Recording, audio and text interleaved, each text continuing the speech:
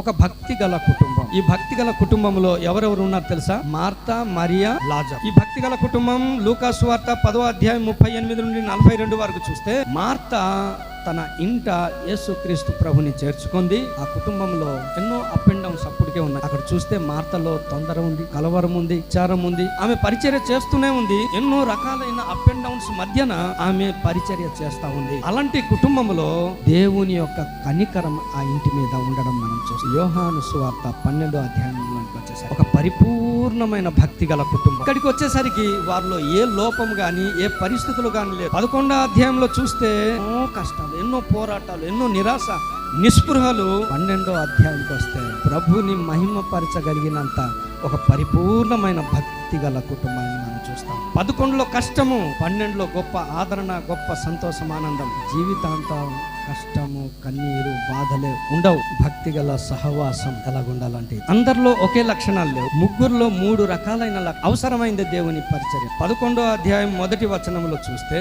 బేతనీయలోనున్న లాజరు, బేతనీయ అనే గ్రామాన్ని పరిచయం చేశారు. 12వ అధ్యాయం 1వ వచనం, లాజరు ఉన్న బేతనీయ. ఎంత మంచి సాక్ష్యం అండి. బేతనీయలో ఉన్న లాజరు ఉల్టా జీవితాల్లో కష్టాలు ఒకటే ఉండవు మనకు. 11వ అధ్యాయంలో ఉన్న కష్టాలు 12వ అధ్యాయంలో భక్తి గల కుటుంబంలో లేవు. ఈ రోజు నీకున్న కష్టము రేపటి దినాన్న ఉండదు.